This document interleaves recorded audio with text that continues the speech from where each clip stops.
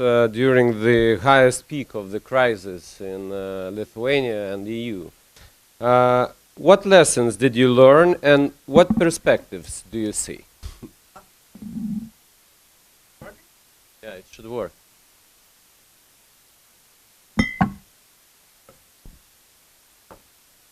As any blonde, I have problems with technologies. Yes, indeed, it happened that I was asked to become a Minister of Finance in the middle of 2009. That was a pretty bad time for Lithuania. And I'm not a politician by background. I must say I'm a technocrat working in the Ministry of Finance for was 16 years, I think, when I left in the end of 2012. So, and it sometimes happens that when you have dirty job to do, then politicians are looking for somebody who is not in politics to try to handle that. And I must say that in the eyes of the global community, Lithuania has a kind of stigma, or not stigma, the renommee of austerity country. But I actually would doubt that, because I don't know whether it is easy to talk about austerity in the country which had 9% of GDP expenditure above the revenue in 2009, similar levels in 2010. Of course, later, as the economy recovered, deficit started to shrink rather quickly, and this year, European Commission proposed and the Council agreed to abolish the excessive deficit procedure for Lithuania, which was the main goal of the previous government to cope with excessive deficit, and that was successfully done. And from the experience of our country, I would say that, well, the main answers to the problem you have now typically are somewhere in the past. So definitely, what caused the crisis in Lithuania and more generally in Baltic states was two things. One thing was that the growth itself, especially in 2006, 2007, was not sustainable, because it was basically fueled by a very speedy increase of credit by a banking system. And of course, there was no surprise, because the risks were considered minimal, and everybody was thinking that this is a convergence country, a convergence region, so a good place to invest. But to some extent, the volume of the process was excessive.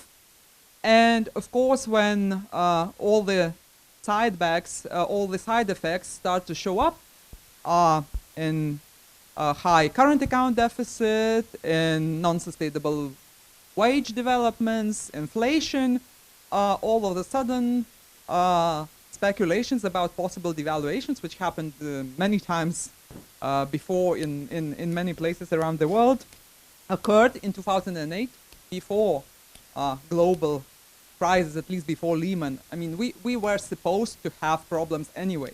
The question was how bad the problems will be, and after Lehman's, it was understandable that the problems will be very bad, because credit evaporated all of a sudden like this, and there was a second shock, decline of demand to our exports due to the global situation. That's why we ended in 2009 with an impressive decline of -15. The problem was that before crisis, actually, the conventional methods that are used for measurement of economic cycle, at least in European institutions, were not showing, and that the same most probably was for Spain and for some other countries, were not showing that we are having any overheating in the economy. And people just thought that this is a very speedy convergence and everything is normal. And then in 2009, we realized that this was not true, that the structural position of the government finances was very bad, and actually the government had to undertake all kinds of measures to repair this position in order to regain trust from investors. Because one might talk a lot that austerity is bad, or fiscal consolidation. I would call that that's a more proper name, because I mean austerity or savings is when you save extra of what you earn, but we were still spending much more than we were having in revenues. So I would say that whatever you might call bad, people suffering, and all type of arguments, but once you have a deficit, once you spend more than you earn, then you need somebody to finance it. And if you cannot gain back the confidence of those who are lending money, then there is no big sense in talking that markets are bad, investors are stupid, they don't understand how good we are. I mean, this is all just words which are basically not working.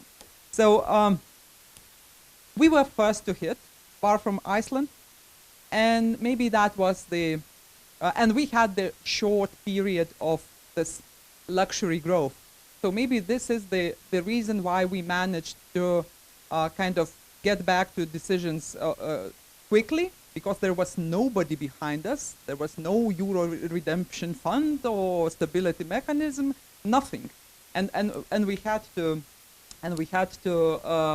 fix it ourselves basically, and so we had to react quickly. And another thing is that of course there are lessons to be learned from the past, because all the Baltic states have suffered nearly the same decline of output in the economy, but the fiscal outcome of this crisis in countries differ. And here, Estonians, the pragmatic ones, are a very clear example that what you have now is the outcome of what you did before. And given the prudent or rational fiscal policy in pre-crisis times, now we see that Estonia managed to get out of the crisis basically without increasing the public debt. Lithuania and Latvia were less lucky. We had quite a substantial increase of public debt. That's why I do not sign up to the word austerity here. And of course, this is kind of the problem, because we all know that the higher the debt is, the more it hampers on future growth, the more it puts the country to the risk of the problems we see in Southern Europe, where any hike of debt servicing costs means just an increase of deficit, and there comes a vicious circle. You cannot get out of it, at least easily. So this is of course a real problem that needed to be minded, and that the previous government took as a priority to stabilize to decrease the deficit to Maastricht criteria and to stabilize the debt, which is now stabilized at 40% of GDP level and is supposed to start decline this year and through the medium period. And of course 2009 was a hard year. Some people said this is a lost country. Some people thought there is an opportunity in this country, and Barclays is one of good examples, who actually came to this country in 2009, which was the worst year for the economy I can imagine. So that depends on how you look at it, and if you look at it in a Chinese way, where they say that crisis, not just crisis, but it's risks and possibilities. And if you look at this way, then of course there were risks, but of course there were also possibilities. And the possibilities for our exports were, and the gains of this internal devaluation and policies undertaken by the government were so high that we now have record high levels of exports, much higher than pre-crisis levels, where there was a clear trend towards non-tradables, because money were easy to get. Credit was easy to get, and quick money were easy to earn. Now the situation has changed. Economy has rebalanced, imbalances in external account and also in fiscal position have smoothed to a large extent. And now I think that we have a quite sustainable position to look into the future. Now, some people sometimes say, what can you say for countries in Eurozone that are having problems? Should they follow your example? I think it's a very simplistic way of saying that everybody should do what Lithuania did, because everybody should cure its own diseases. And if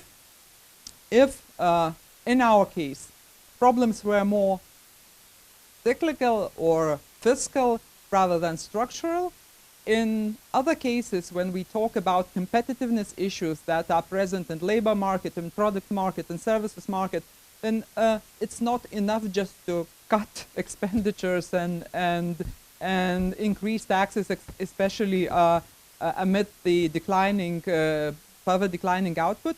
And definitely the cures and the answers more lies in structural decisions rather than in pure fiscal consolidation, which in case of Lithuania were to a large extent the main remedy of the problems that we were facing in 2009. That would be my. Thank you, Ingrida. I think we'll have opportunities to come later back to those topics. And I would like to address Ilya, whose business is one of the biggest success stories in Lithuania in the last 2 years.